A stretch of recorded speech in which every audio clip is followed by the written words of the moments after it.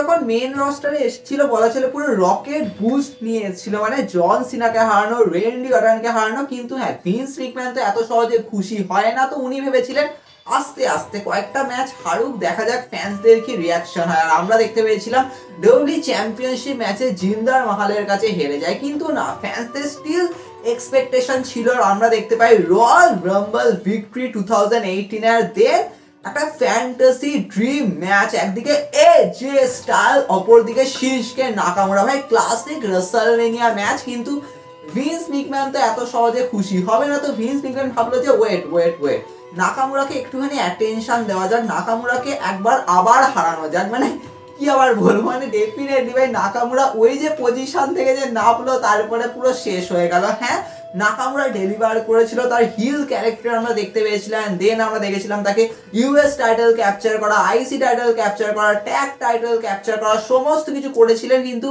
Vince ম্যাকম্যান তো তারপরে ভুলেই গেল যে ভাই নাকামুরা একটা সবচেয়ে বড়, ভাই সত্যি বলা চলে নাকামুরা কিন্তু এনএক্সটির মধ্যে সব থেকে বড় সাইন ছিল। যখন ট্রিপল এইচ, স্টেফানি ম্যাকম্যান যেরকম ভাবে মানে একসাথে যে ছবিটা যখন বেরিয়েছিল প্রচুর ভাইরাল হয়েছিল, আর সেই শিনস্কে নাকামুরা হারিয়ে গেল। আর কি বলবো, কিন্তু ডেফিনেটলি যখন ট্রিপল এইচ কন্ট্রোলে আসে, হ্যাঁ আমরা এক্সপেক্ট তো অনেক করি যে হ্যাঁ ট্রিপল এইচ ভালো বুকিং দেবে, কিন্তু ডেফিনেটলি ট্রিপল এইচ কিন্তু নাকামুরাকে একদম পুরো সিনেম্যাটিক রোলে দিয়েছিল যে হ্যাঁ যেরকম আমরা ফিল করতে চাই আমরা সেরকম দেখেছিলাম। তার প্রোমো স্কিল থেকে শুরু করে তার যেরকম রিং অ্যাটায়ার, যে অরাটা নেক্সট লেভেল ছিল। কিন্তু হ্যাঁ নাকামুরাকে এমন এমন জায়গায় ঢোকানো হচ্ছিল, কখনো সেথ রলিন্সের সামনে, কখনো কোডি রোডসের সামনে, তো নাকামুরা আর কি করে নেবে। কিন্তু ফাইনালি আমরা নাকামুরা সেই লুক দেখতে পেয়েছি, মানে এই রূপের অপেক্ষায় কেউ ছিল না, কিন্তু সামুরাই লুক একটা নেক্সট লেভেল। আর যেরকম ভাবে উনি রিটার্ন করলেন ফাইনালি বলা চলে একটা নেক্সট লেভেল এক্সপেকটেশন নিয়ে। আর এই মুহূর্তে মনে হচ্ছিল যদি কিছু না হয় তাহলে ভাই রিলিজই করে দাও, আর কিচ্ছু আর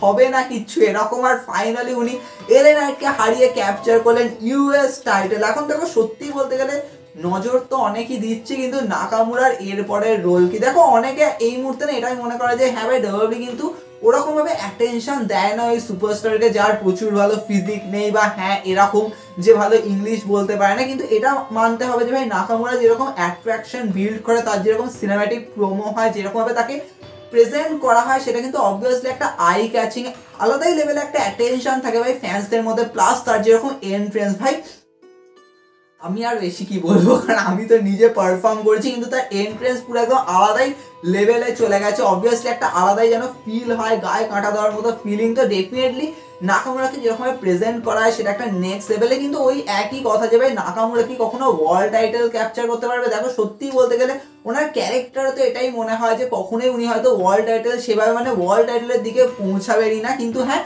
ডব্লিউডব্লিউই হয়তো ওয়েট করতেই পারে, হয়তো আমরা 10 বছরের ওই অ্যাঙ্গেলে দেখবো যে হ্যাঁ হয়তো 2026-27 ওই টাইমে হয়তো ফাইনালি গিয়ে নাকামুরা ওয়ার্ল্ড টাইটেল ক্যাপচার করলো, আর তার আগে হয়তো নাকামুরার এখন হয়তো এরকমভাবে স্টোরি লাইন বিল্ড করা হচ্ছে, তার ক্যারেক্টারকে বিল্ড করা হচ্ছে, আর এরকমভাবে আমরা দেখতে পাবো। কিন্তু ডেফিনেটলি আমরা নাকামুরাকে ফিল করি, তার এন্ট্রেন্স একটা আলাদাই ফিলিং। আর কি বলবো ভাই, আমার তো ফেভারিট নো ডাউট। কিন্তু হ্যাঁ, তোমাদের বেস্ট মোমেন্ট কি শিনস্কে নাকামুরা, সেটা তোমরা কমেন্টে জানাতে পারো। দেখো আমার মনে হয় যে ভাই হ্যাঁ, নাকামুরা অনেক মোমেন্ট দিয়েছে, যেমন আমরা জন সিনাকে হারাতে দেখেছি, রেন্ডি অর্টনকে হারাতে দেখেছি, ইভেন রয়্যাল রাম্বলে যখন রোমান রেন্সকে এলিমিনেট করেছিল। আর হ্যাঁ, সবাই ওই সময় তো ভাই রোমান রেন্সকে বু বু করতো, তো ওই মুহূর্তে যখন নাকামুরা এলিমিনেট করলো আর নাকামুরা জিতলো, একটা আলাদাই লেভেলে ছিল। কিন্তু হ্যাঁ, সব থেকে ভয়ঙ্কর যে সিনটা হয়েছিল সেটা হচ্ছে নাকামুরার এজে স্টাইলের ম্যাচটা পুরো ধ্বংস হয়ে গেছিল, কারণ অনেকের মনে হয়েছিল যে ম্যাচটা ডেলিভারি হয়নি এরকম। কিন্তু ডেফিনেটলি নাকামুরাকে যেরকম প্রেজেন্ট করা হয়েছে কারেন্ট টাইমে, অবভিয়াসলি নেক্সট লেভেল। তো আমরা তো অবভিয়াসলি তাকে অ্যাপ্রিসিয়েট করি, তো তাই জন্য আজকে আমি আমার পেজের ওপর তুলে ধরলাম তাকে। হ্যাঁ,